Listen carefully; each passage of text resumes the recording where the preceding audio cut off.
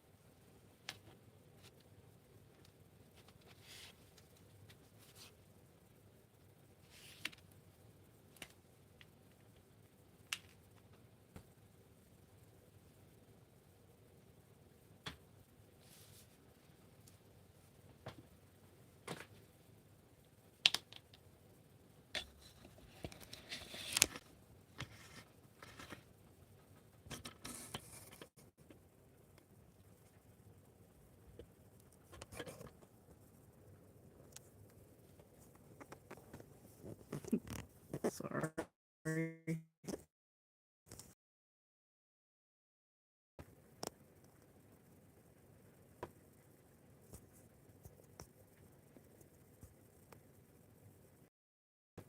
Let's see. Good morning.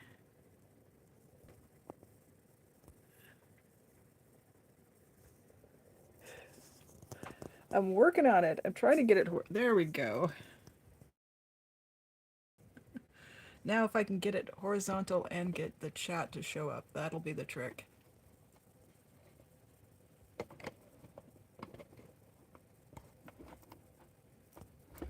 Where'd chat go? Oh, it was here, now it's gone.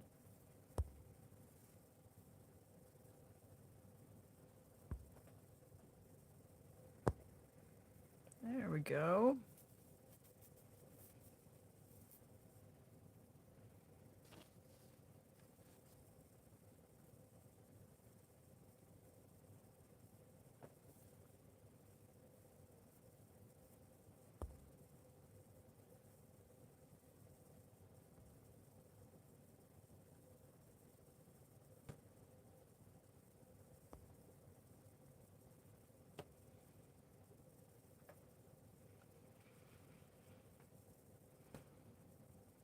Oh, the tyranny of the blank page.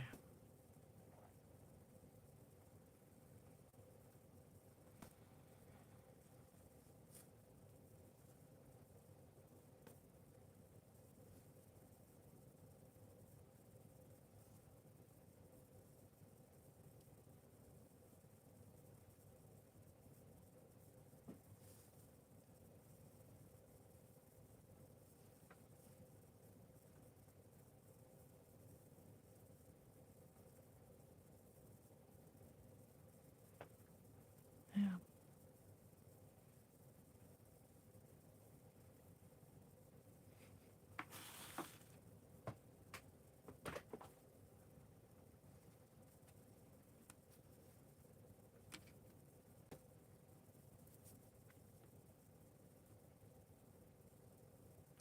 What do you think of this format, Maya?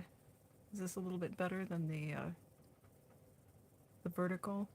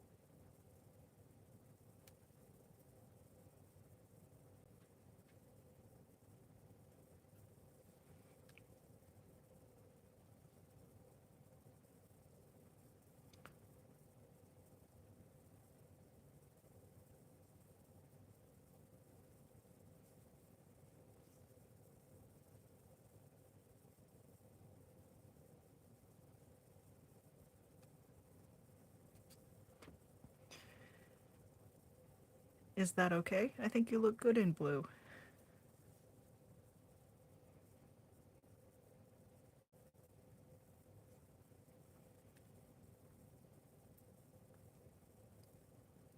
So I'm noticing that the chat window doesn't stay open.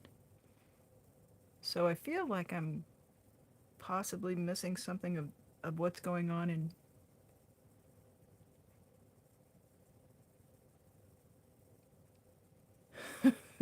Okay. See, there's trouble. You never know when trouble might show up. Good morning, Nico.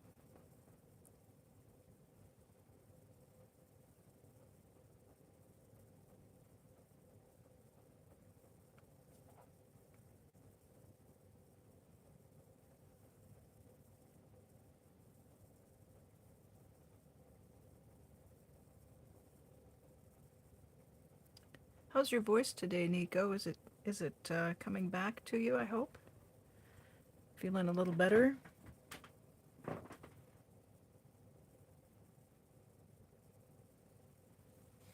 Let's see if we can bring it up.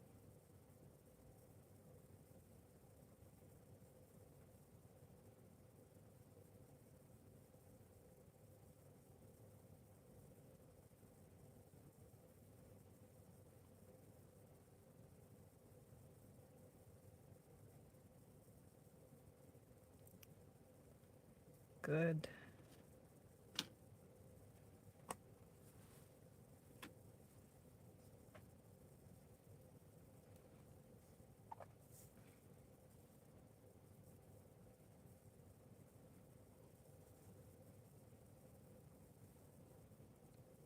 So have you two been...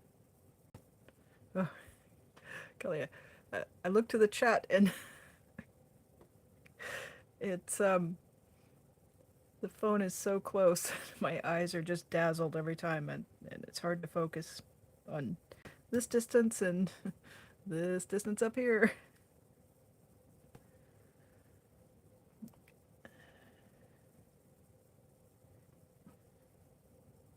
So I know Maya has been keeping herself busy doing some definitely useful things. I uh, I found myself falling down a couple of rabbit holes today, and it's just been a lot of. I'm trying to avoid using the word drama, but there's been a lot of kind of things that were done in a high emotional state, and I really care about the people that whose channel I follow, and so when they're having a hard time, it's can be a challenge not to fall right into that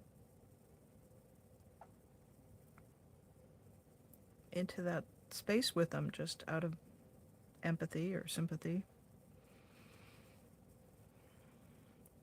It's hard to watch.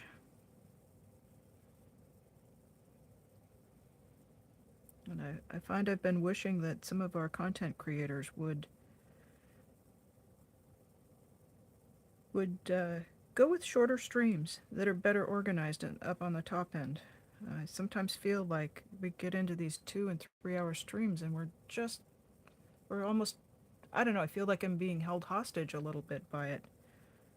On one hand, there's somebody that seems like they're a friend and you don't want to walk away from them. But on the other hand, we've just got to cut down on the lengthy diatribes, and particularly when the subject is something that the subscribers to the channel are probably already in agreement.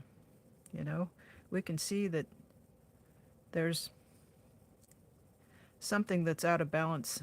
The criticism can just keep being levied over and over again, and you're preaching to the choir. You're talking to people who already see your point of view, and um, it's a bit of a burden onto people to just keep going on and on and on. And then when we have multiple channels that are putting the content out in such a way. I'm just really struggling with it, I guess.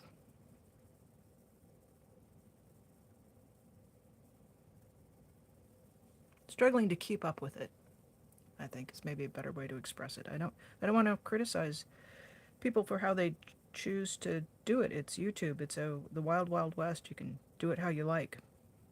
But I think it's important to have um, compassion for your viewers as well. Yes, Maya. Yep, yep.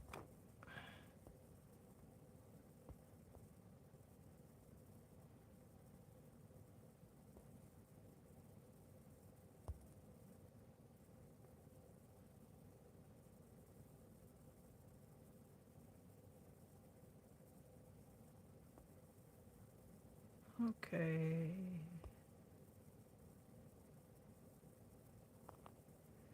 Sure, Pebble Beach. Yeah, Nico asks, am I going to name this one Pebble Beach? It does. I thought of a beach when I laid the colors down. There's some soft blues and a bit of a rust color and some taupey sandy browns.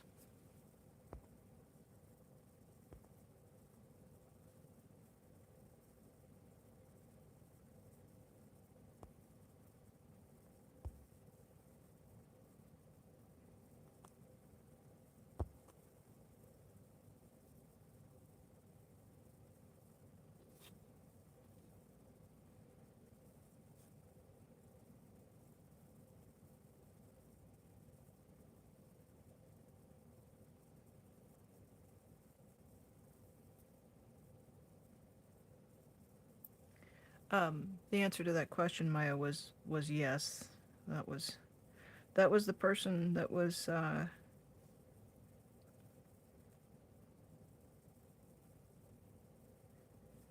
going today, but she's certainly not the only one of us who've done it. And I'll take some responsibility for being an audience to that and watching it. I think that little number up in the corner that says you've got this many viewers. If that window number dropped down to zero, I don't know. I don't know if people would just um, keep on their train of communication.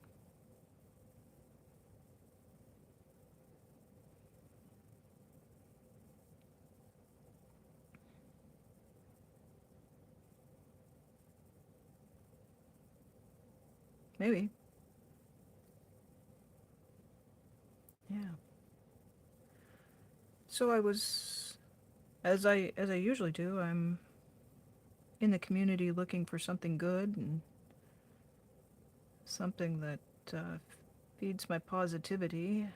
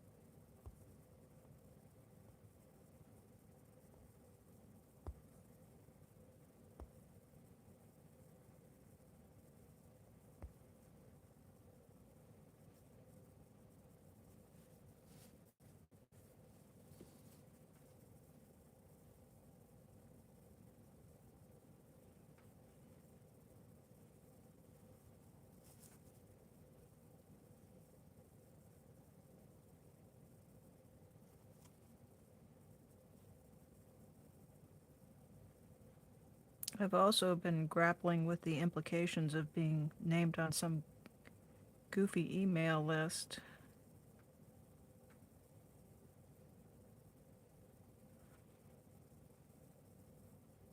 And it's been a little bit tough to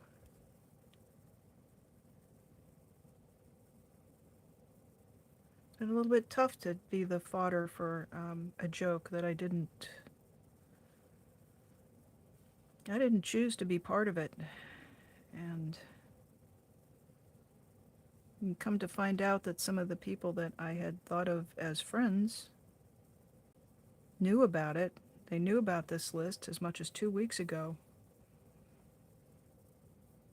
And I have noticed some comments to me, things like um, associating my name with those three initials in chat, and from people that I recognize their names in chat, but they're not folks that I've interacted with. And I thought, boy, that's really odd.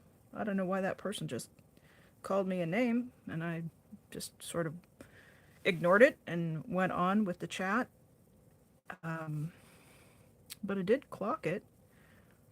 So I know there are folks out in our community who have known, or they wouldn't have been, making snarky comments at me.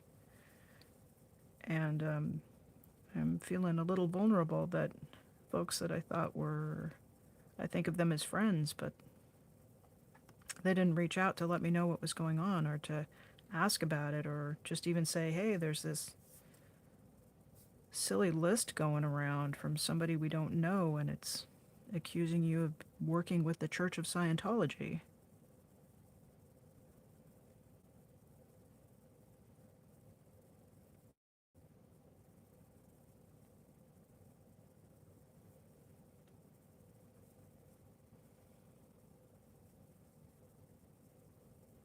Yeah, um, Marilyn said on her stream that she had received the email 2 weeks ago, and that she looked at it and thought about it a minute and thought that well, this is a bunch of nonsense, and so she didn't make a meal out of it.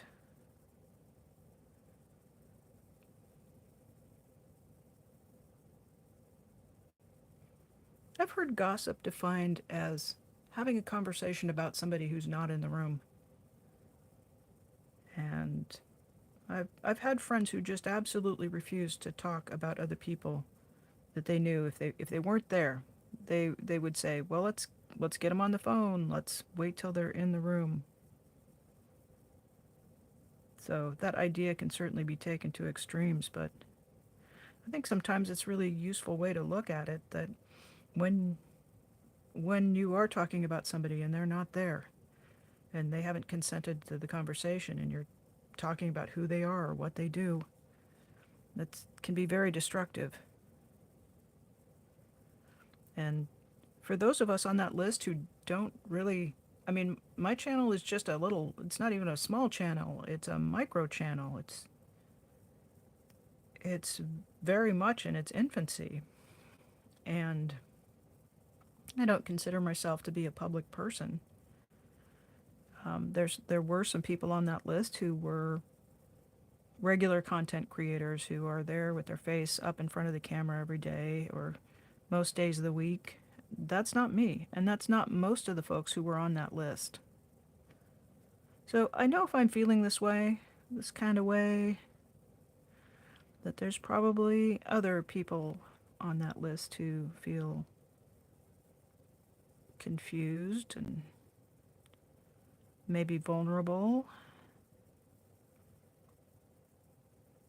I know for the last couple of days I can't go into chat without having somebody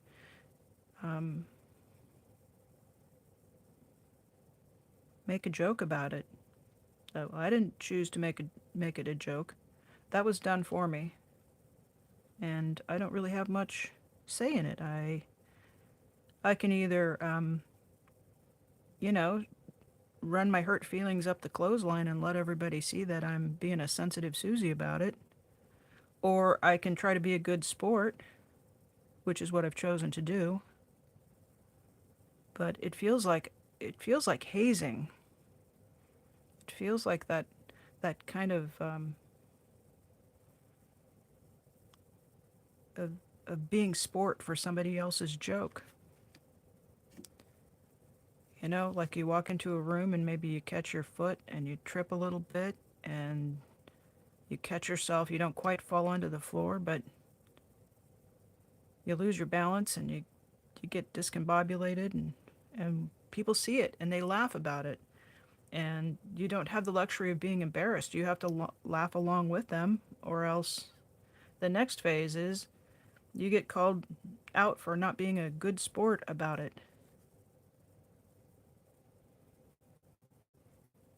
And a lot of people on that list who weren't doing a darn thing except contributing in chat and giving watch hours and giving likes and feeding the algorithm for bigger content creators.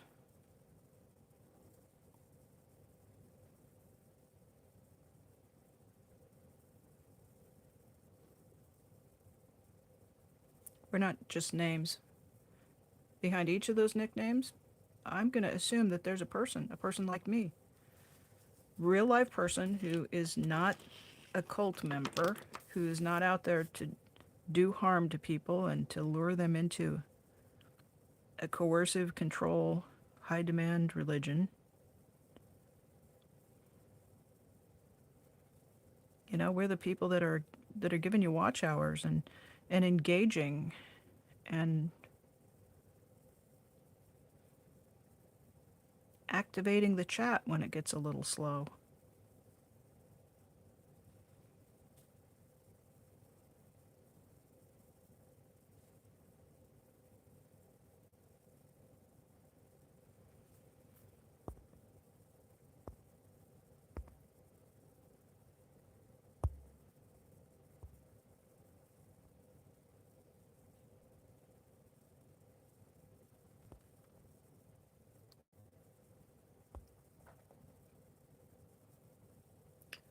Oh, hello, Randy Rabbit. I'll probably try to get myself off this topic. Um,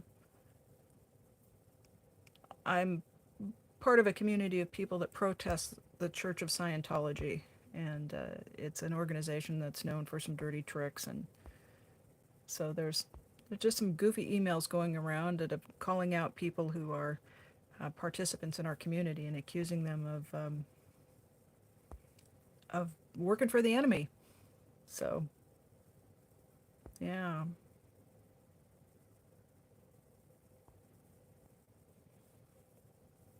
Anyway, it's playing out. I hope it's cooling down. That's one thing about being in this community is if you wait a minute, some other drama, some other craziness will come along and it'll feed the big machine. And you know, we do have some running jokes in this community, so I expect that we'll be joking about polyester pants and $47 a week paychecks for a while.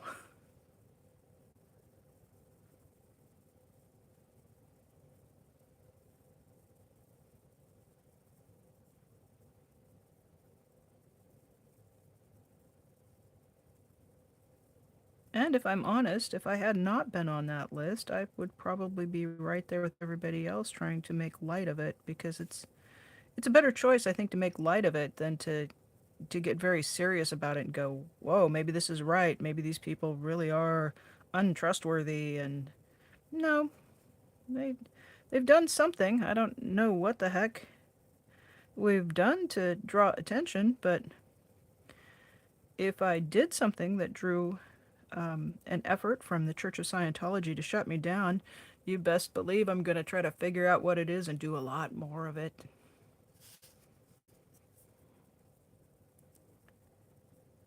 Because anytime they're focusing on people like us, um, they are not busy recruiting young people into their cult. They're not busy ruining lives and working old people till their bones are broken and taking away money from people to buy buildings that no one occupies and buy so many buildings that they can just ruin a downtown like they did in Clearwater, Florida.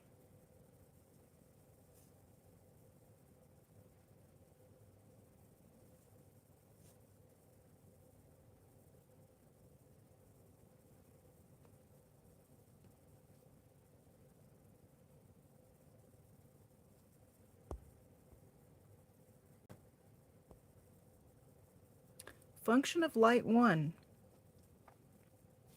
I will explain a little bit. This paper starts out blank, and I'm using watercolor and water media to paint layers of color onto the paper.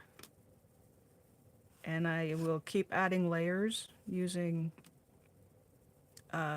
starting with watercolor paint, and then I might go on to use a watercolor crayon, which, if I don't knock everything down getting it here. You guys, if you guys were here on my live yesterday, oh my goodness, I should have had a camera on what was going on in the background. I was knocking stuff over, and I had sound troubles, and it was chaos behind the scenes. That might have been more entertaining. So this product is called Neocolor II. It's made by Karen Dash, made in Switzerland, and it looks like a coloring crayon, the kind of wax crayons we used when we were kids, but it does something kind of magical, which is that even though it's waxy, so you can put it on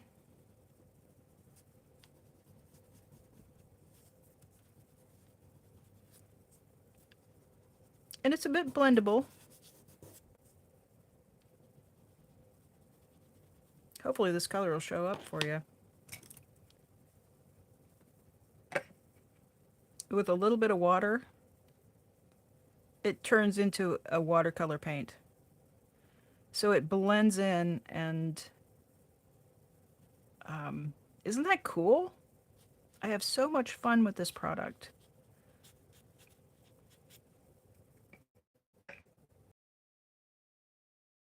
And the pigments are nice. They're, well, it's nice is an okay word. They're vibrant, saturated.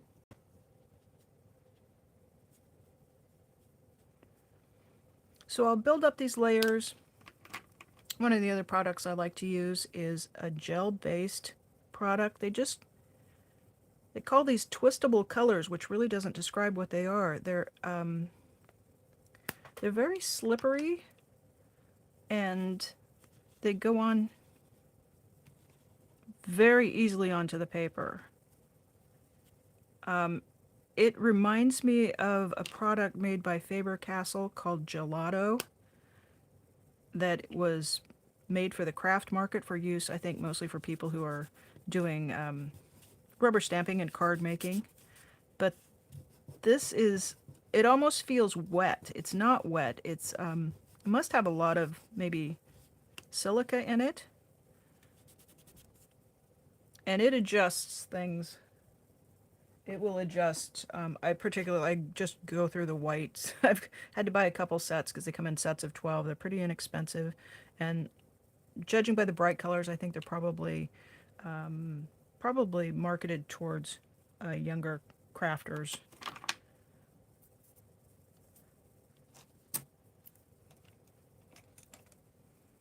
And they also, when you wet them, they diffuse in.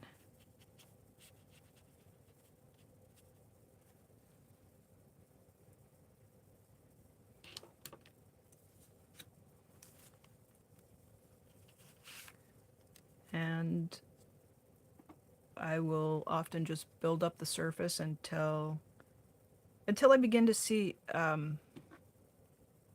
pebble shapes emerge. That's what I'm working on right now. I'm kind of in a phase of drawing pebbles. So once those start to appear, I'll have a look at a piece of paper and think, oh, there's a circle. There's a pebble shape I can trace, and then I'll stop adding stuff to it, and I'll go to the phase where I'm outlining the pebbles, which is what I'm doing on this 8x8 piece. So it started out white. I like your idea, though. I like what you're suggesting, that one could take a piece of marbled paper and any kind of a permanent fine line marker, or medium. You could probably just use a plain old Sharpie, what they call a fine point, but which is actually a pretty blunt point, I think. It'll put a lot of ink down. Yeah, so maybe look for wrapping paper or specialty papers, most art supply stores. And even Even places like Michael's, which is it's a store here in the United States that carries art and craft supplies, and they stock the 12-inch square scrapbooking papers, and there's quite a few of those that could be used for this if you don't have watercolors or you just don't feel like you can make a good background. I've been working in art pretty much all my life, so I'm mindful not to just say, "Oh, it's so easy," because my skill set's different than your skill set's going to be. So, and that's okay. You know, work with your skill set and keep working with it because it will evolve as you keep coming to the page. You know, there's a lot of days where I make stuff it's really not fantastic. But on the days where I sit on a chair and think, I don't think I can make something fantastic today, you know what happens? I don't make anything that's fantastic. I don't make anything. You have to be making something for the fantastic thing to appear at the end of your brush or your pen. I think, you know, that's such a great idea. Thank you for the inspiration there. I think I will um, sort through my papers and I'll come one of these lives with paper that is already printed.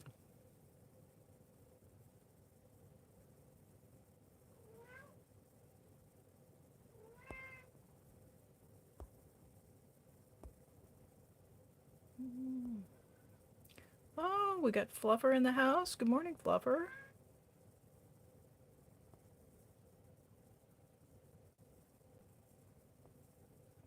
Okay. So I'm scrolling back in the comments and I see that Randy Rabbit said, I could not figure out how to use those. Um, were you talking about the watercolor crayons?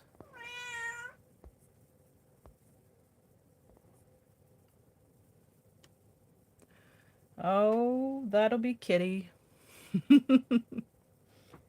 That'll be Kitty. She thinks it's food time always. Hi, buddy. I could try to wrangle her up in front of the camera, but believe me, there would be chaos. If she comes up in my lap, maybe. We'll see. You want to come up? Come up, say hello to the... Everybody loves a kitty. You're a good girl.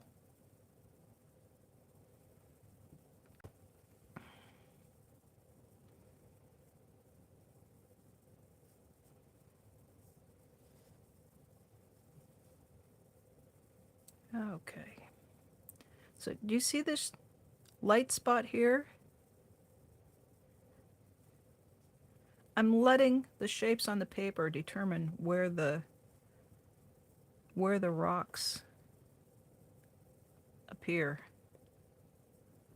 So, not a perfect line, but that light spot just turned itself into a rock on the beach.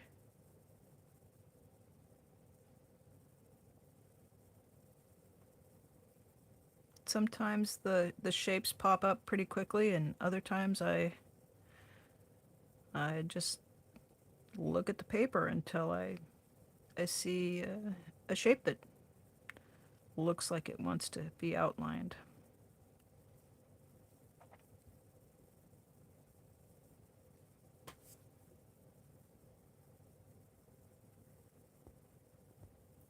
Nice. Randy says,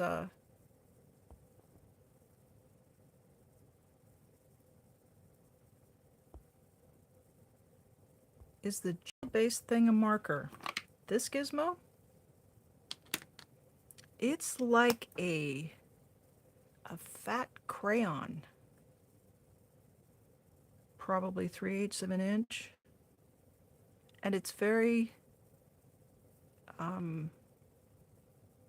almost slippery. The texture is fairly creamy. It almost reminds me of something like a makeup product.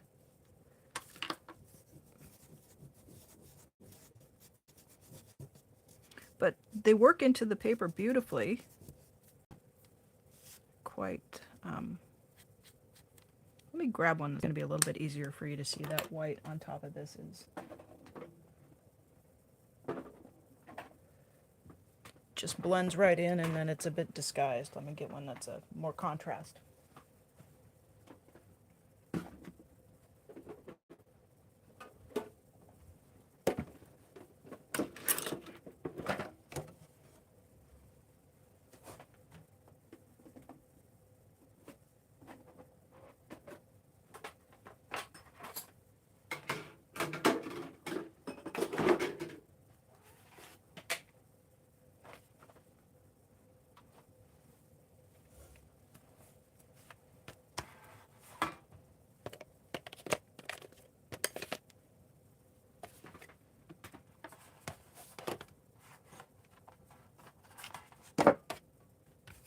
Crash bang. Sorry about those noises.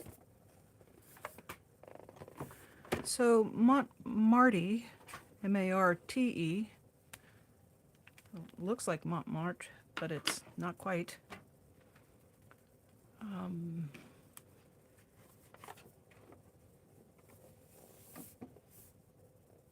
So you see what I mean? It looks like it's designed for youngsters. And twistable colors. Color sticks glide across the page like a crayon, then blend smoothly when you mix them with water. Simply twist and start creating. And there's no information about what the contents are. There's a little bit of information that they're not toxic in California. But you see the color range is sort of a basic 12.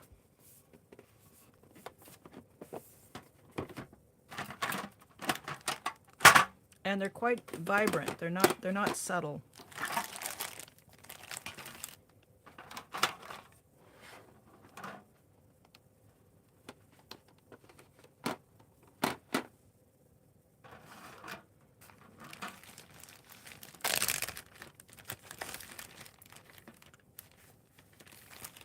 And they seem to be a riff on a product called Gelatos that also, see, these look a bit like a big chapstick or something like that. And the texture is very similar. But the Gelatos are a higher price point. But the blendability, I would say, I've had my Gelatos for quite a while and they have gotten a little bit stiffer over time.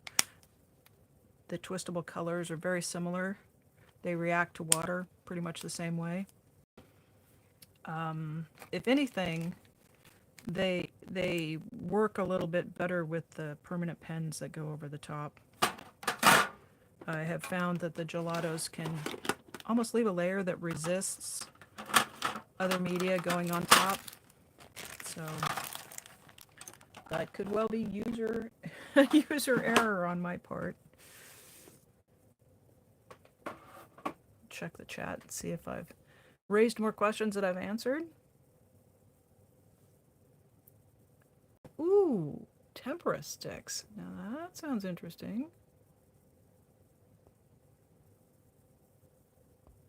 Alrighty. They are water mixable.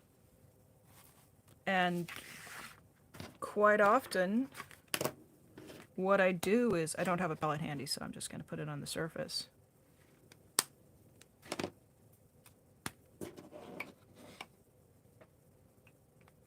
Actually, let's do...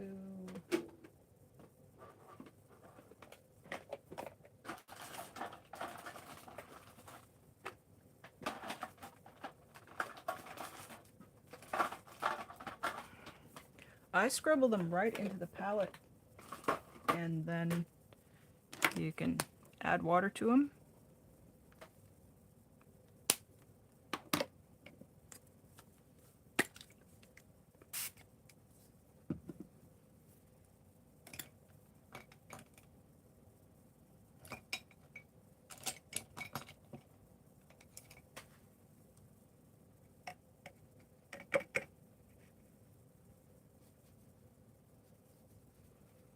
See, they mix quickly, beautifully. And yeah, I guess we're gonna add some.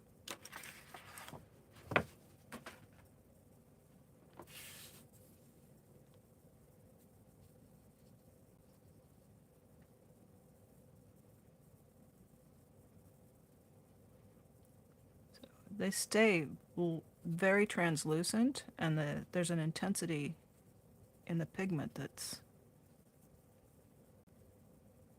I think it's very appealing. Lately, I've found that I am not leaving any white on the paper, so it's such a struggle. It's such a struggle to let that white stay through. Yeah. Isn't that cool?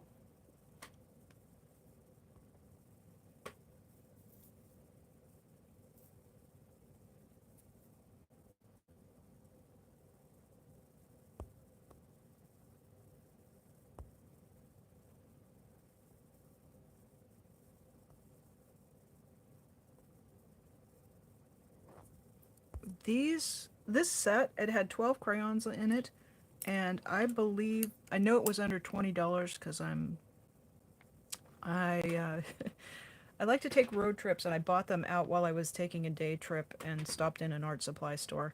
And when I take those day trips, I'll usually put a $20 bill in my pocket for spending money to spend in the smaller communities that I visit. So that's one of the ways that I support small business. So I know it didn't cost more than $20, and I think it was right around $10. And yeah, I thought, well, that's interesting. It, looks like something that might be fun to play with. And like I said, I went through the white. I was working on projects where the white just was. I used a lot of it, and then I bought another set so that so that I could get another white one. I They might be sold open stock somewhere. There might be another company that makes something like that.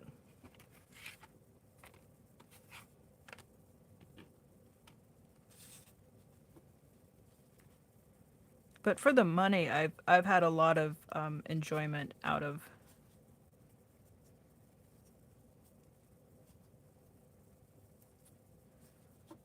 them.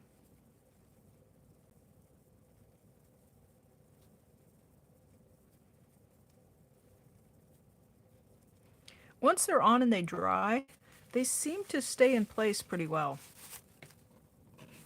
They don't keep reactivating, which is sometimes that can be a problem with medium.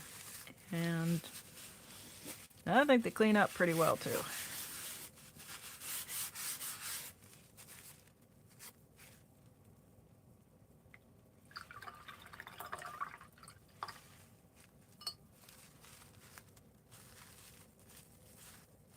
Yeah, see, it washes right out of the brush easily too. It's always kind of fun when you find a product that you can use in different ways.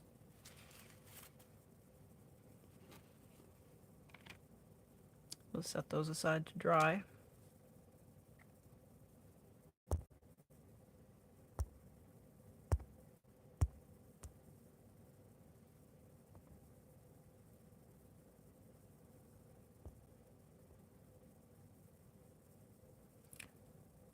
Randy, you're very welcome.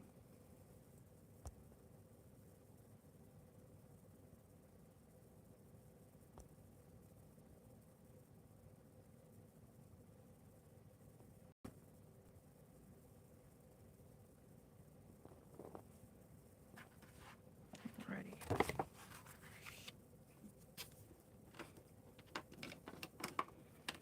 The bright colors are nice and fun. I've used these to very quickly add color to rubber stamped images when I'm making cards. Um,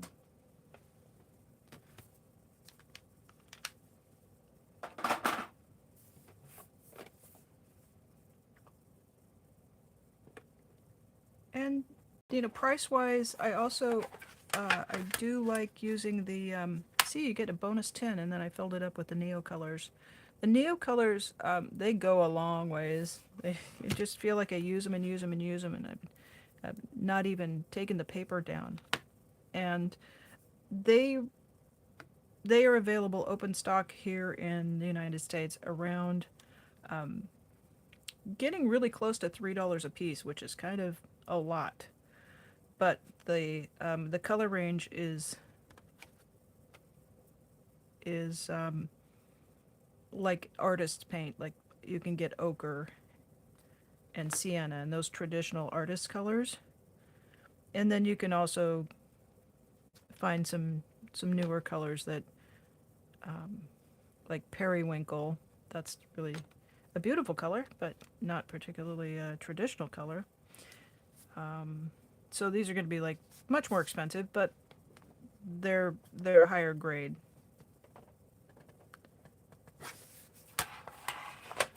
I started with these by just buying one or two here or there that were, oh, there's a beautiful color I like for this project, and so I've collected those over the years.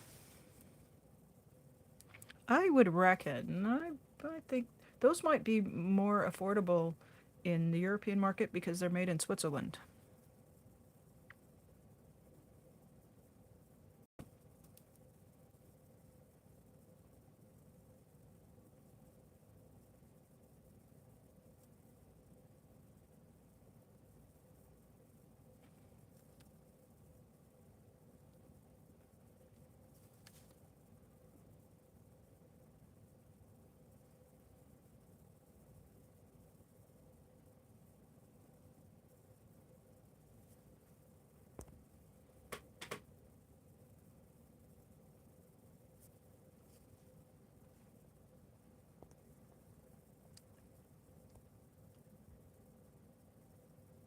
Hmm. Maya is in Norway, and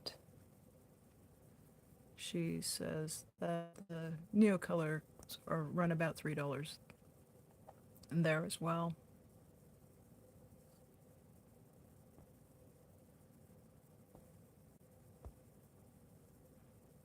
Yeah, I the uh, Randy says that the Montmartre company seems to make a range of art stuff, and that was what I saw. There were, colored pencil sets um, and all kinds of things in packaged in tins, and so more entry level stuff. But I gotta say the quality, of the product has been pretty satisfying to use. So sometimes when you're buying student grade stuff, it can be a bit frustrating because the quality can be, like the watercolor paints might not contain very much pigment, and they might be hard to wet down. When you put the water, they might stay. Um, the paint pigment might not disperse well in the water compared to artist grade materials. So for people who are beginning, that can be such a frustration. It can really act as a barrier to enjoying art because you're always struggling with the materials. So, but today we can go on Amazon and there are reviews of stuff, so you can hopefully steer away from products that are going to be frustrating and find ones that are going to, be easier to use. Because if it's easier to use, it's more fun, then that's going to, fuel your creativity. It's going to make you experience some joy when you come to your work table, and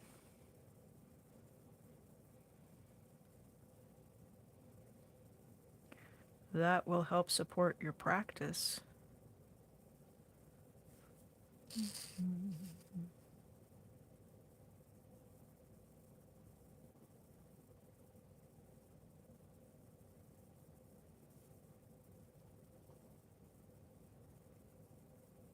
And I find that buying a new thing every now and again, a new color, a new pencil, or a new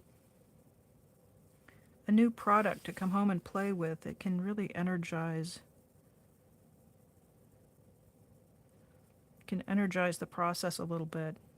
I have also come home with a big bag of stuff and found that all those beautiful new things just are they're like a burden or a big parking brake on the process. It can be kind of overwhelming to know where to start. So over the years, I've learned to bring things home in small quantities because the excitement is it's more manageable for me.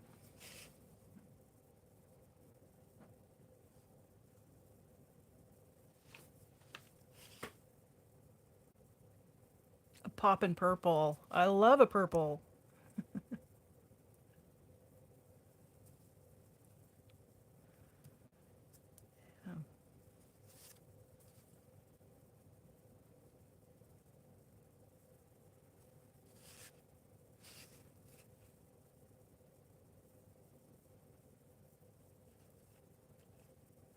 Yeah, some of the purples in Neocolor. Now those are watercolors. I know, Fluffer, you often are working with acrylics. So you actually can. I bet you could probably use the Neocolor. You could lay it down, and then instead of using just straight water, if you used acrylic medium, that would convert that into a permanent media.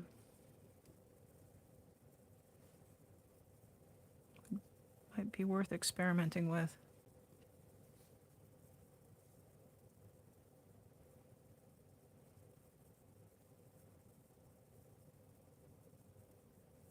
Nice. Yeah. Maya is saying that she buys a lot of her materials open stock, and I don't think I really understood what that was when I was younger. I tended to start with sets, but I also recommend open stock, and that's open stock just means that'll be when you walk into the store and there's a whole rack of all of the individual tubes or pencils, and you can pick them out one at a time. And start with a handful of colors that you like. Work with colors that you like. You don't have to start with sepia. I suppose that's a favorite color for some people, but it'll give you a value without hue. And despite this is pretty neutral hues, but I just left to my own devices. I want to go more. Let's make it bright. Let's use all the colors.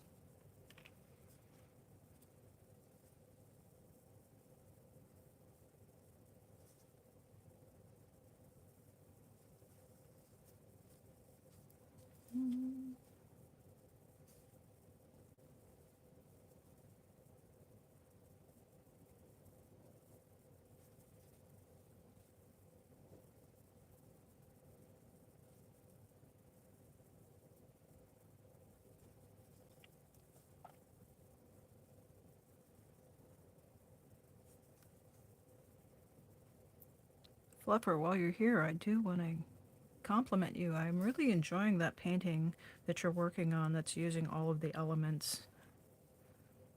It's pretty cool to see how you're bringing that all together.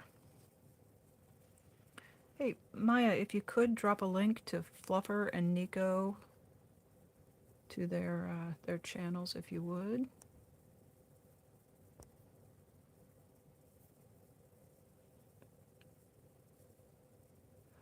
Oh yeah, Maya says quinacridone magenta with a touch of phthalo blue makes a nice purple, and I agree. Quinacridones are they're vibrant and beautiful. And there's my favorite phthalo blue is Winsor and Newton, and they call it Windsor blue. Cool tone. That is an absolutely gorgeous blue, and it mixes beautifully. Oh, here it is. Yeah, Windsor Blue Red Shade. Um, it is a very strong blue, and it makes beautiful mixes. Um, it's a little bit spendy. Like you buy a tube of it and you look at it, and it's on the price guide. I think a little bit more expensive. Not top of the line, but there are other blues like ultramarine blue will be less expensive than the Windsor blue, but the Windsor blue just does some amazing things when you mix it into purples.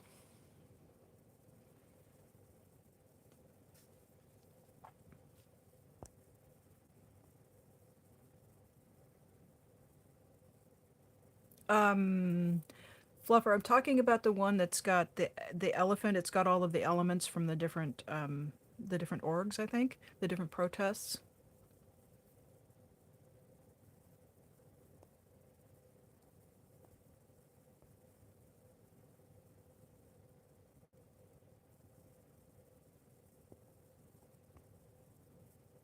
Randy Rabbit, that is absolutely perfect because you're just playing when you do stuff. You're not an artist. Well, you're a creative person.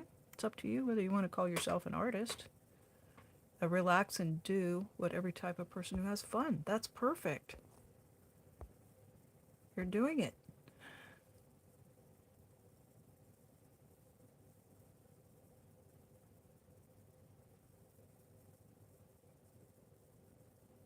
Process red is another one, Fluffer, that will really bring a lot of intensity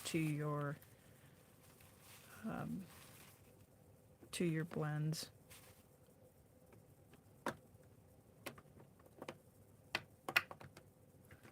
I will. I'll admit this to you, my friends. I am. I've got really good ranges of vision in some colors, but red is one of the ranges where I might be a little bit challenged. Like maybe not quite colorblind, but um, I will look at reds and not see anything that looks like red to me. I'll look at them and I will say that looks like maroon, that looks like pink, that looks like orange. Most reds look like shades of orange to me, so I'm not a good authority on what a true red is because out of all of my tubes of paints, I don't think I have a single one that is red. You know, like at Christmas time, well, that's red. If I could just buy a tube of paint that's like Christmas time, December red, my brain would go, okay, that's red. But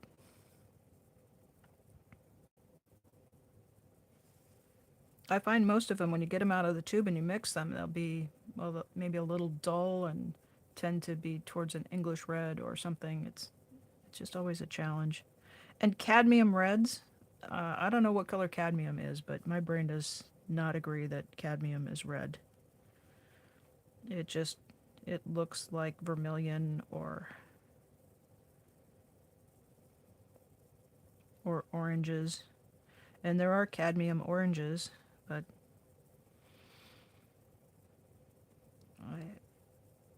I don't find those the cadmiums to be that visually appealing. They look very chalky to me, and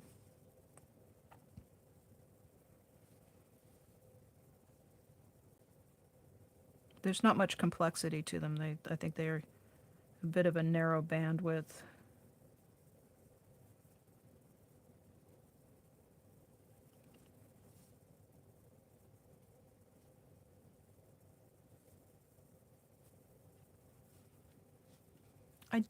I have worked with phthalo violet. The phthalos tend to be colors that are really intense, and a tiny little dab will just, they'll diffuse and they're really intense, so they can be a little hard to work with, especially if you're using them against the natural pigments like sienna and ochre and umber.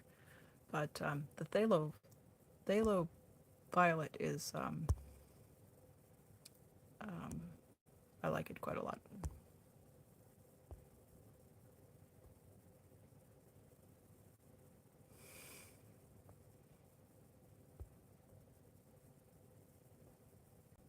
Oh yeah, you guys are talking about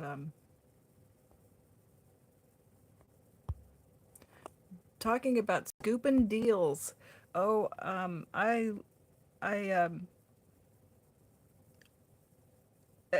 I'm of two minds. I like estate sales because you can get really great deals, and you can also find treasure troves of stuff um, that somebody accumulated and they loved and they kept and they worked with.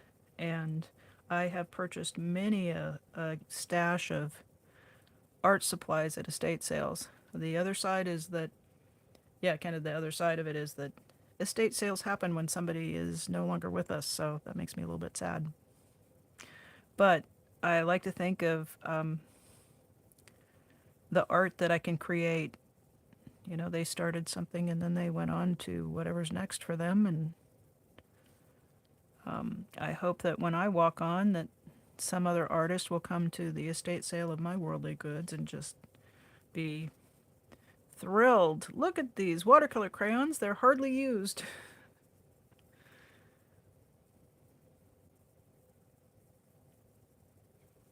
So I like to think that the person who left them there, that they are happy to see their hoard of art supplies turn into art.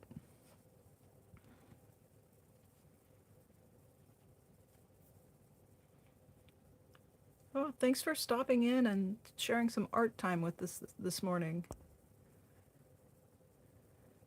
Well, guys, I'm looking at the feed and I see that we're a bit over an hour, and I was striving to keep us to an hour this morning.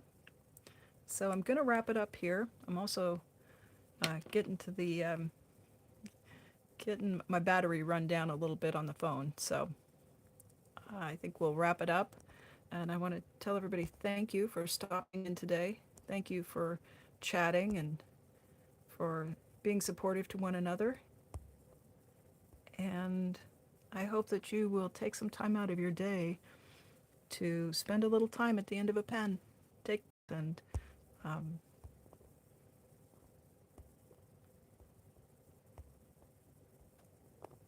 and do your brain a favor. So thank you again. Bye, everybody.